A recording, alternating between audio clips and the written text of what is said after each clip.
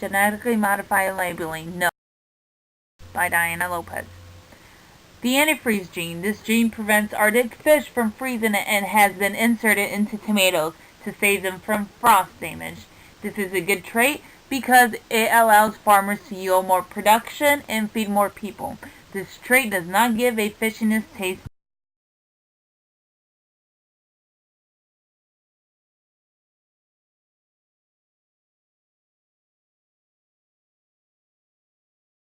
to tomatoes.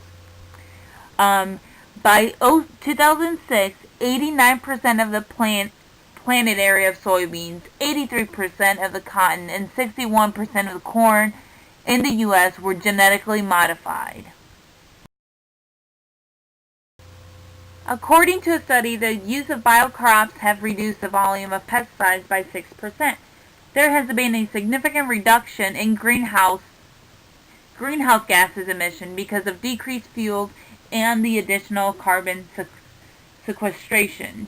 The study also estimates that farmers' income has increased by 3 to 4% because of the enhanced productivity and effective in the products. Responsible is a key. We must be very cautious in observing the organisms that we are modifying. All GM crops are analyzed and compared to non-GM organisms in order to determine whether they have similar concentrations of proteins, carbohydrates, fats, amino acids, fiber, vitamins, and a variety of other components. There is no need to test the safety of DNA introduced into GM crops. DNA is present in almost all foods. The only exception being highly refined materials like oil or sugar, from which all cell materials have been removed. Thus, DNA is not a toxic substance and is present in all other foods. There are reports that genetically engineered crops are destroying the environment. There is no data that supports that genetically engineered crops are destroying the environment. There's also saying that 91% of the population is affected or has had harmful effects of soybeans, in that it has been increasing in allergies, asthmas, and infection. Again, there is no data to link these allergies to the genetically modified crops. Sources of known allergens, such as nuts or eggs, are genetically avoided as gene sources for GM crops.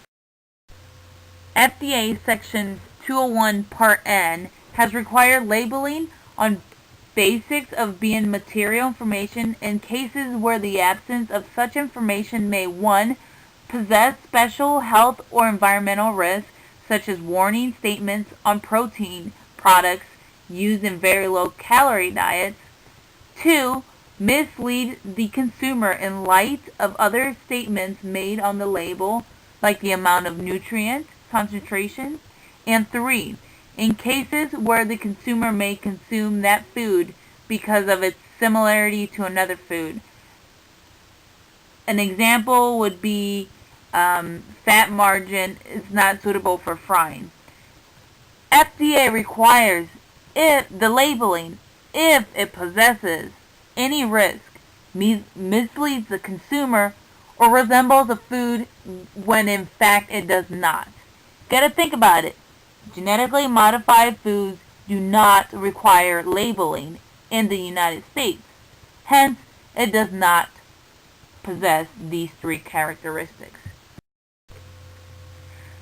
To conclude, when considering and comparing scientific studies, you need to take several things into account. 1. Is the study designed and executed well and according to the accepted methods? 2.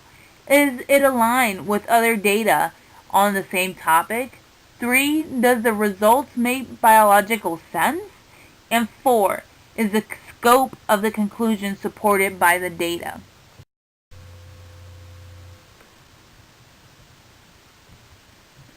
And I leave you with this question. Do you really want your food labeled? Think about it before you answer. Would you really want to know if the chef at the restaurant washed his hands, licked a spoon before he made your meal? I mean, do you want to know everything about your food, right?